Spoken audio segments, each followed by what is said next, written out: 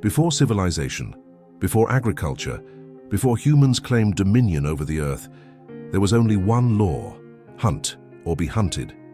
In the frozen wastelands of the Ice Age, when survival meant facing creatures that could tear a man apart with a single swipe, humanity learned its most brutal lesson.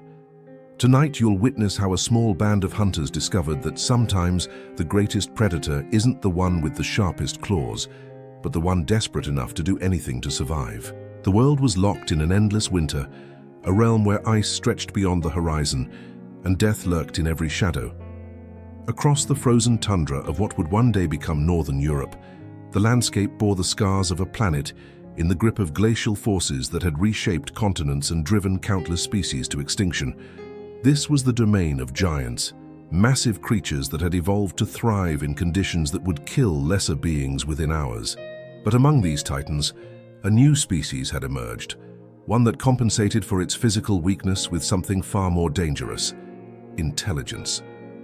The Ironwood clan had survived 3 brutal winters in this hostile environment, not through strength or natural armor, but through cunning and an understanding of the delicate balance between predator and prey. They were descendants of the first humans to venture into these frozen wastes, carrying with them the accumulated wisdom of generations who had learned to read the language of survival written in blood and bone across the ice. Thorak, the clan's hunt leader, stood at the edge of their temporary shelter, his weathered face scanning the endless white expanse for signs of the prey that would determine whether his people lived through another week. At 42 winters old, he had survived longer than most in this merciless age, his body bearing the scars of countless encounters with the megafauna that ruled the frozen world. Behind him, 17 souls depended on his ability to find food in a landscape that seemed devoid of life. The hunting party consisted of 6 warriors, each selected for skills that complemented the others in the deadly dance of Ice Age survival. Kyle, Thorak's younger brother, possessed the keen eyesight that could spot movement across vast distances of snow and ice.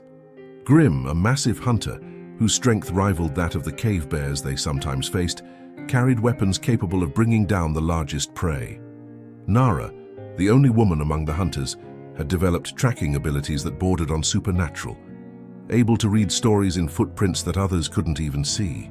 Young Bren and his cousin Jorik represented the next generation of hunters, their reflexes sharp and their courage untested by the kind of encounters that either forged legends or created corpses.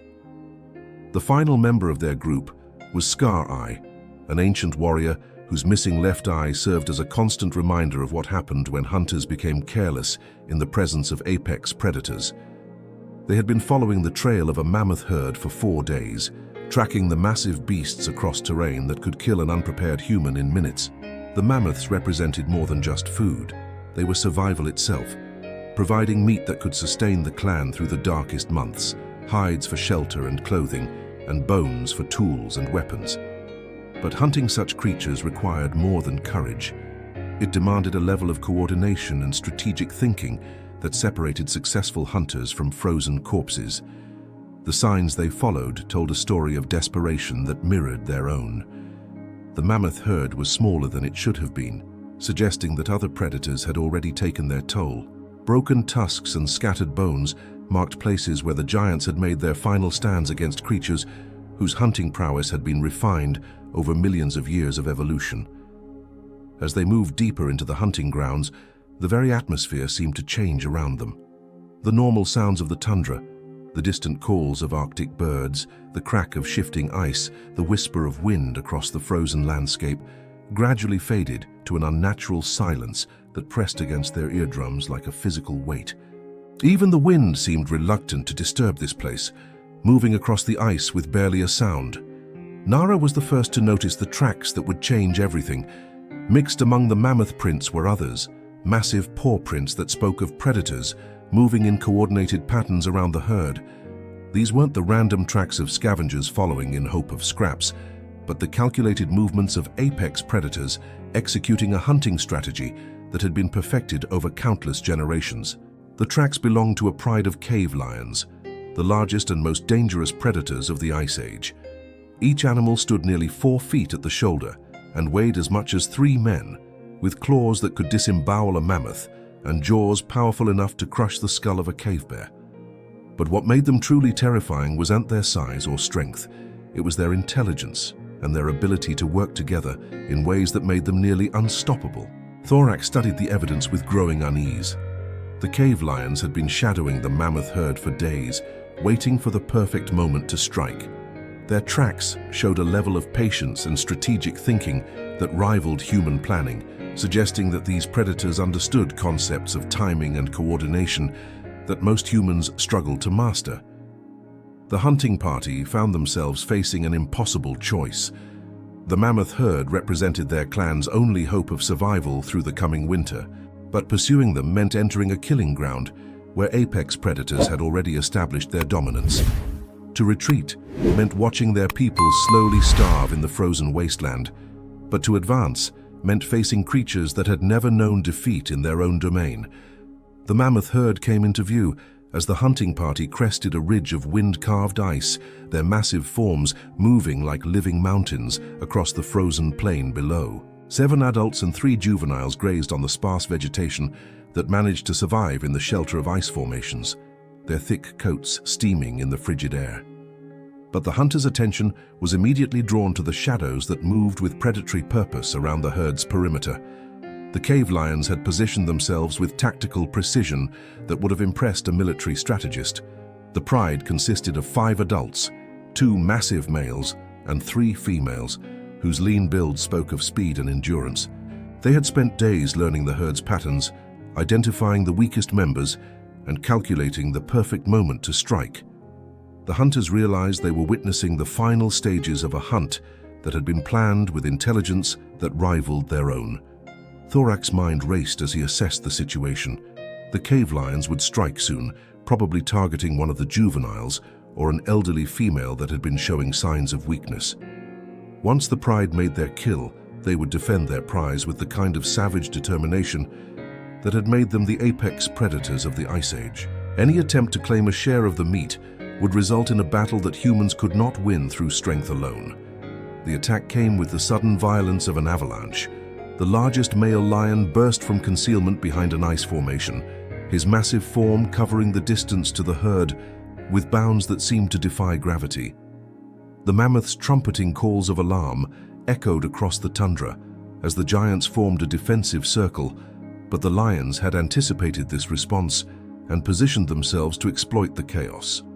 What followed was a masterclass in predatory coordination. While the male engaged the herd's attention, the females struck from multiple angles, their attacks designed not to kill immediately, but to separate and isolate their chosen target. The youngest mammoth, panicked by the sudden assault, broke from the protection of the herd and found itself surrounded by predators whose hunting strategy had been perfected over millions of years. The human hunters watched in horrified fascination as the cave lions demonstrated why they ruled the Ice Age food chain. Their attack was brutal but efficient, designed to minimize risk while maximizing the chance of success. The young mammoth's trumpeting cries grew weaker as the lion's coordinated assault took its toll, until finally the giant collapsed onto the frozen ground, its life bleeding out onto the ice. But the lion's victory celebration was short-lived. The scent of blood and the sounds of the kill had attracted other predators to the scene. A pack of dire wolves emerged from the white wasteland, their massive forms moving with the coordinated precision of a military unit. These weren't the smaller wolves that occasionally threatened human settlements, but the giants of their species, each animal weighing as much as a man and possessing jaws that could crush bone like kindling. The confrontation between the cave lions and dire wolves created an opportunity that Thorak recognized immediately. While the apex predators fought over the mammoth carcass, the humans could potentially claim portions of meat from the chaos. But such a strategy required timing, courage, and a willingness to risk everything on a single desperate gambit. The battle between the predators was savage and primal, a clash of titans that shook the very foundations of the frozen world. Lions and wolves circled each other with deadly intent, their growls and roars echoing across the tundra like the voices of ancient gods. Blood stained the pristine snow as claws and fangs found their marks, turning the feeding ground into a battlefield where only the strongest would survive. Thorak led his hunters in a flanking maneuver that took them around the edge of the conflict, using ice formations and wind-carved ridges to mask their approach. Their goal was simple in concept, but terrifyingly dangerous in execution. Reach the mammoth carcass during the height of the battle and claim enough meat to sustain their clan through the winter. The plan required split-second timing and absolute coordination. As the largest cave lion engaged 3 dire wolves in a battle that seemed to shake the earth itself, the human hunters struck with the desperation of those who had nothing left to lose. Grim's massive strength allowed him to hack away portions of meat with stone tools, while the others formed a protective perimeter against predators who might notice their presence. But their success was short-lived. The alpha dire wolf, a massive beast whose scarred muzzle spoke of countless battles, detected their presence and turned its attention from the lions to these new competitors. The creature's howl brought the rest of the pack's focus to the humans, transforming them from scavengers into primary targets. The retreat became a desperate race across the frozen wasteland, with the hunters carrying as much meat as they could manage, while dire wolves pursued them with relentless determination. The predators had learned that humans, despite their intelligence, were still just another form of prey when separated from their tools and fire. Nara fell first, her scream cut short as massive jaws closed around her throat. Jorik made a desperate stand to buy the others time, his spear finding its mark in the alpha's shoulder, before he disappeared beneath a mass of fur and fangs. The surviving hunters reached their clan's shelter just as the sun disappeared below the horizon, carrying enough meat to sustain their people, but bearing the knowledge that survival in the Ice Age always came with a price measured in blood and loss. As the clan gathered around the precious meat that would keep them alive through another winter, they understood the brutal truth of their existence. In this frozen world, humanity survived not through dominance, but through cunning. Not through strength, but through the willingness to sacrifice everything for the chance to see another dawn. They hunted not for power or glory, but for the simple, desperate need to continue existing in a world that seemed designed to destroy them.